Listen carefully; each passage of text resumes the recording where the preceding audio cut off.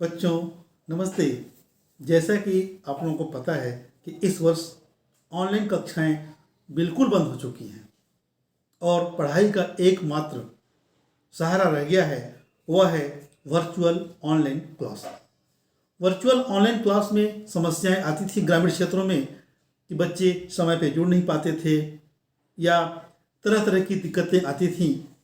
इस समस्या को दूर करने के उद्देश्य से मैं यूट्यूब चैनल पे सभी पाठों का वीडियो बना करके अपलोड करते जा रहा हूँ।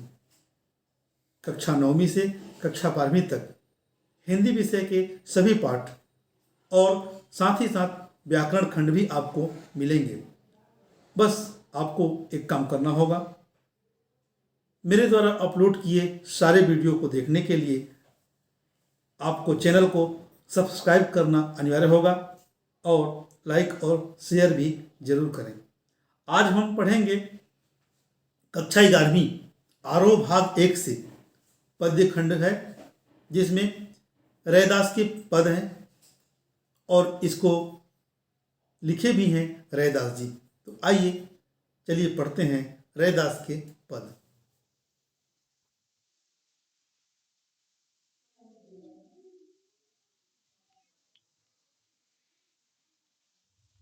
बच्चों, आज का हमारा पाठ है रैदास के पद, जिसके कवि हैं संत रैदास जी।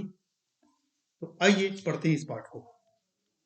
सबसे पहले हम देखेंगे रैदास जी का जीवन परिचय। तो रैदास जी का पूरा नाम संत रविदास था।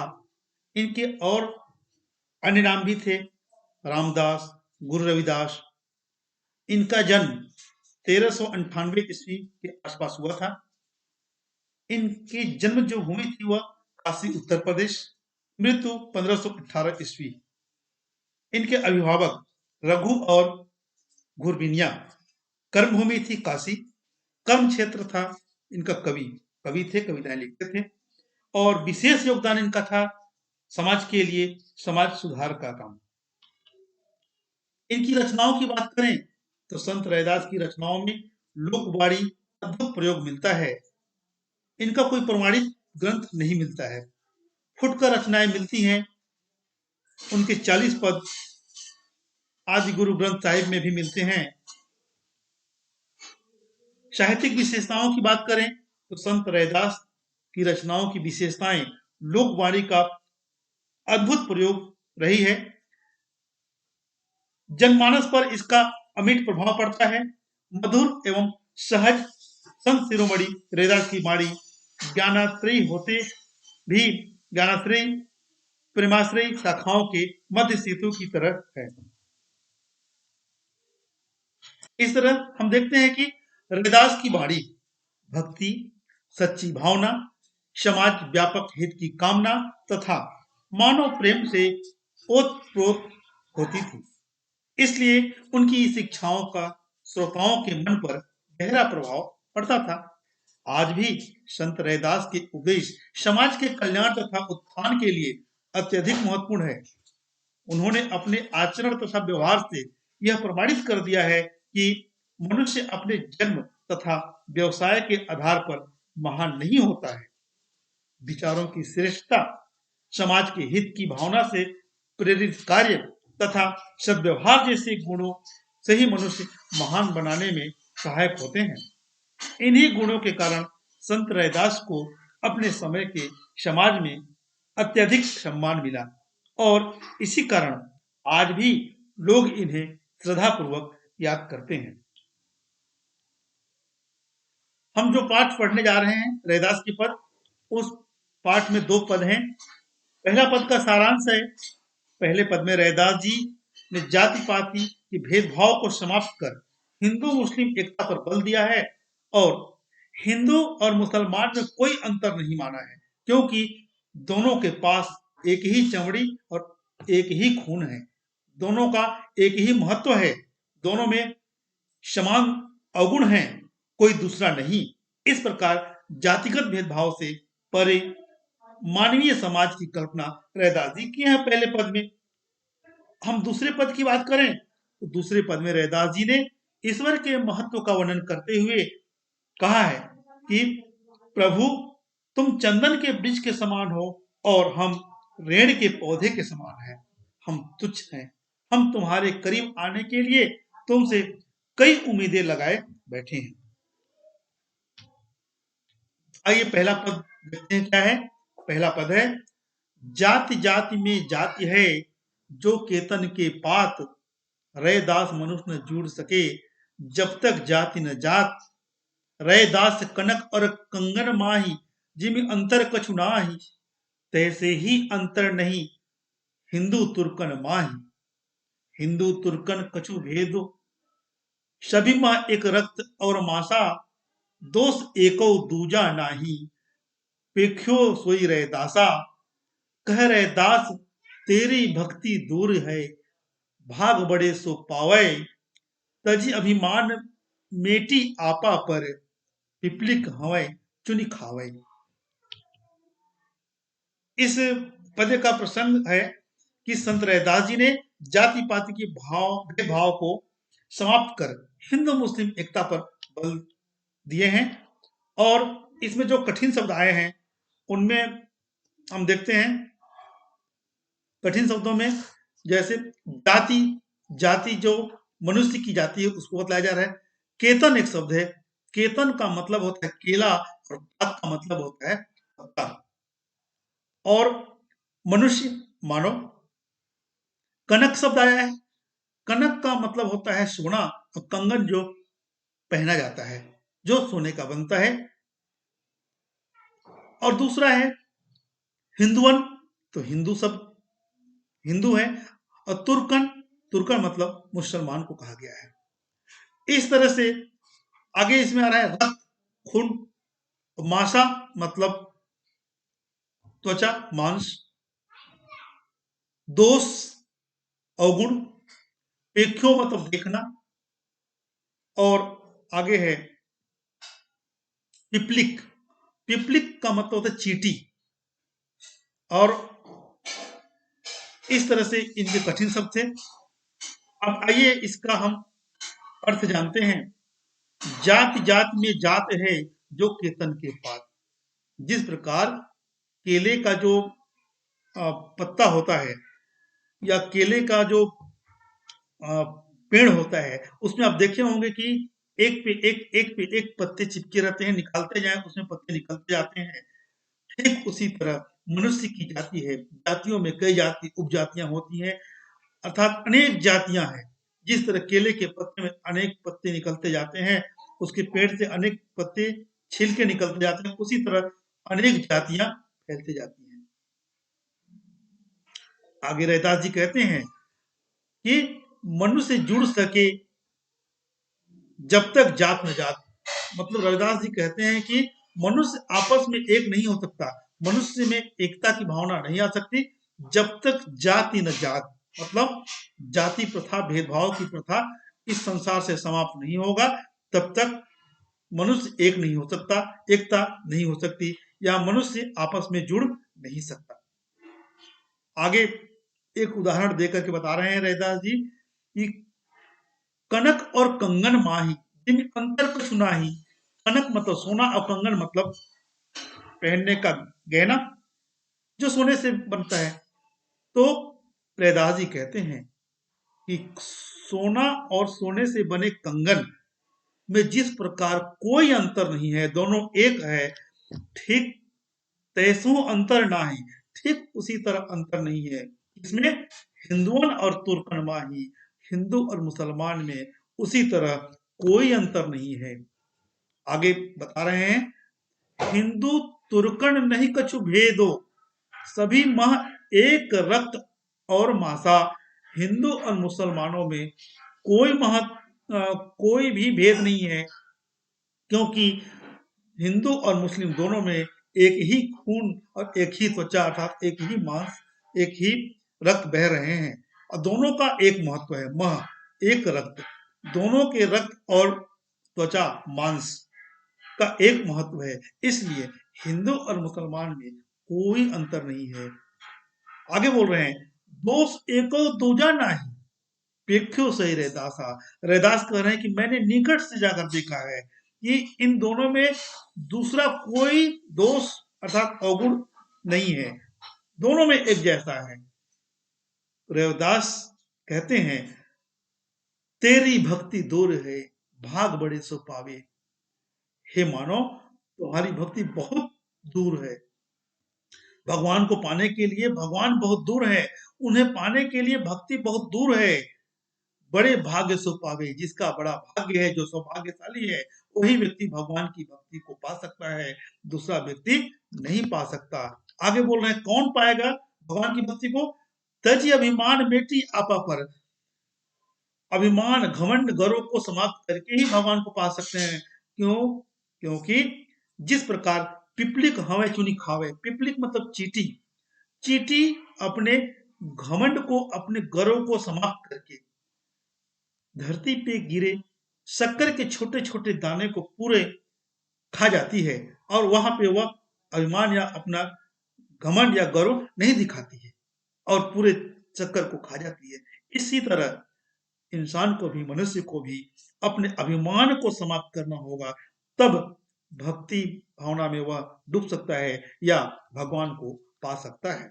ये रहा पहला पद। इसमें हम जानते हैं कि इस पद में क्या क्या विशेषताएं हैं। तो पहली विशेषता इस पद में हम देखते हैं कि ईश्वर के प्रति भक्ति भावना को प्रकट की गई है इस पे। दूसरी विशेषता है कि रैदास जी कहे हैं कि ईश्वर एक है इस संसार में। तीसरी विशेषता मनुष्य में आपसी भाईचारे पे बल दिया गया है। और चौथी विशेषता जाति जाति में जात है, अनुप्रास अलंकार है। अब अनुप्रास अलंकार कहाँ होता है बच्चों? जहां पे किसी एक वर्ण की आवृत्ति बार बार हो, वहां पे अनुप्रास अलंकार होता है। जैसे आप देख रहे हैं यहाँ पे ज, ज और ज की आवृत्ति 3 बार हुई है, इसलिए यहाँ पे अनुप्रास अलंकार हुआ। और अगर इस पूरे पद की व्याख्या लिखने की बात है तो आप कैसे लिखेंगे? लिखेंगे व्याख्या। व्याख्या आप लिखेंगे, संत शिरोमणि रैदास जी कहते हैं, जिस प्रकार केले के पासों में कई केसे निकलते हैं, उसी प्रकार मनुष्य की जाति के अंदर भी कई जातियां पाई जाती हैं। इन मनुष्य में आपसी भाईचारा तब तक नहीं हो सकती जब तक दूसरे से नहीं जुड़ सकते, जब तक कि जात पात का भेदभाव समाप्त न हो जाए। कवि रैदास जी कहते हैं कि सोना और कंगन जो सोने से बना हुआ है में कोई अंतर नहीं, क्योंकि दोनों ही सोना है। ठीक उसी प्रकार हिंदू और मुसलमान में कोई अंतर नहीं है, क्योंकि दोनों ही ईश्वर के बनाए हुए जीव हैं। हिंदू और मुसलमान में कुछ अंतर नहीं है, क्योंकि दोनों में एक ही तरह की चमड़ी है, एक ही तरह के खून है, और दोनों का महत्व भी एक है। आगे देखते हैं कि दोनों में एक दोष अर्थात एक अवगुण है, कोई दूसरा नहीं है। इस बात की रैदास जी अच्छी तरह से देख चुके हैं। कवि रैदास कहते हैं, हे प्रभु तुम्हारी भक्ति बहुत दूर है। जो सौभाग्यशाली है अर्थात जिनका भाग्य बहुत बड़ा है, उनको ही भक्ति प्राप्त होती है। मनुष्य अपने घमंड को त्याग कर ईश्वर की भक्ति को पा सकता है। ठीक उसी प्रकार जिस प्रकार चींटी अपने अभिमान को त्याग कर छोटे छोटे शक्कर के दानों को चुन चुन कर खा जाती है। रैदास जी की दूसरा पद है, उसको देखेंगे। प्रभु जी तुम संगत शरण तिहारी, जग जीवन राम मुरारी, गली गली को जल सही आयो, सुरसरी जाय समायो, संगत के परताप महात्म, नाम गंगोदक पायो। स्वाति बूंद बरसे फनी ऊपर, सोई बिज होई लाई, वही बूंद के मोती निपजय, संगत के अधिकाय। तुम चंदन हम ऋण बापुरे, निकट तुम्हारे आशा, संगत के परताप महात्म, आवे बास सुबासा। जात भी ओछी कर्म भी ओछा, ओढ़ कतम हमारा, नीचे से प्रभु कैच कियो हैं, कहे रविदास बिचारा।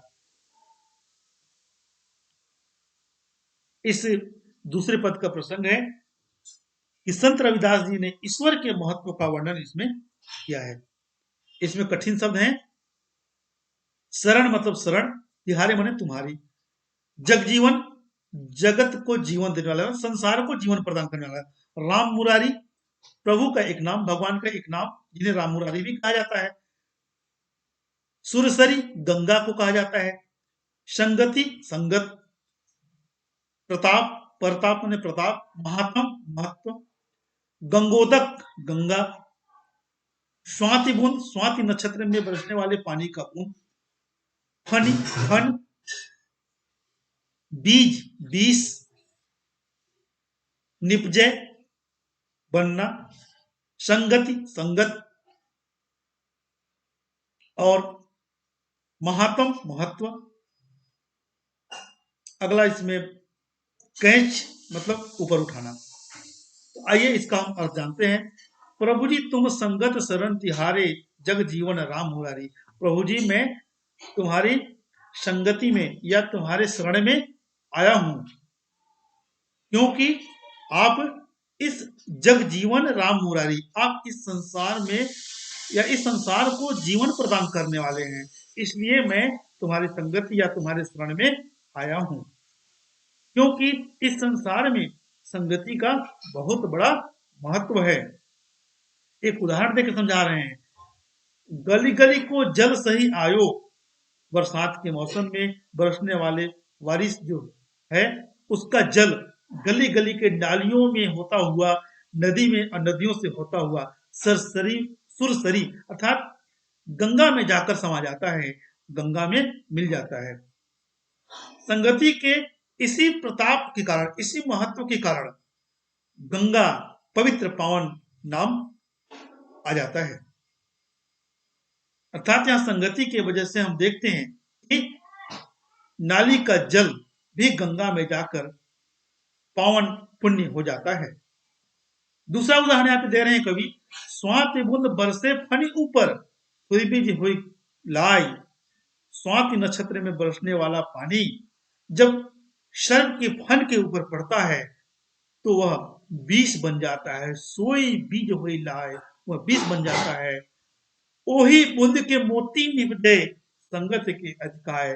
जब वही स्वाति नक्षत्र का बूंद मोती माने शिव के ऊपर पड़ता है तो वह मोती बन जाता है। जब वही बूंद शिव के ऊपर पड़ता है तो मोती बन जाता है, संगति का असर है।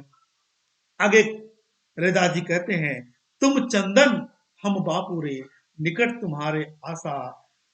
हे प्रभु जी आप चंदन वृक्ष की तरह हैं और हम तो तुक्ष रेण की वृक्ष की तरह हैं, पेड़ की तरह हैं। हम तुम्हारे आश आकर बैठे हैं ताकि हमारा उद्धार आप कर सकें। क्योंकि संगत के प्रताप महात्म आवे बास सुभाता, तो आपके संगत के प्रताप के कारण ही मुझे अच्छे सुवास या सुगंध आ रही है। आपके निकट आने की वजह से ही, मुझे संगति की वजह से ही अच्छी सुवास आ रही है। क्योंकि जात भी अच्छी, मेरी तो जाति भी अच्छी है, काम भी अच्छा, मैंने जात भी तुच्छ है, कर्म भी तुच्छ है, काम भी मेरा तुच्छ है, फिर भी हे प्रभु जी आपने नीचे से प्रभु कैच कियो, कही रैदास बिचारा। रैदास कवि कहते हैं कि आप नीचे से मुझे सहारा दे रहे हैं, उठा रहे हैं, इसीलिए तो आज मैं इस संसार में इतना आगे बढ़ पाया हूं या इतना मेरा महत्व हुआ है। आइए अब इस पद्य खंड में जो विशेषताएं हैं उन्हें देखते हैं।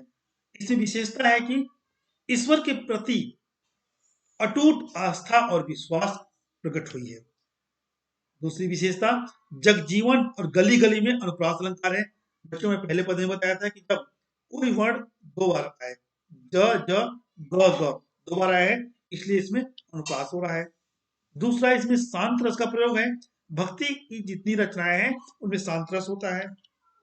तीसरा गीति काव्य की प्रधानता है। और चौथा पांचवा है संगति के महत्व को बतलाया गया है।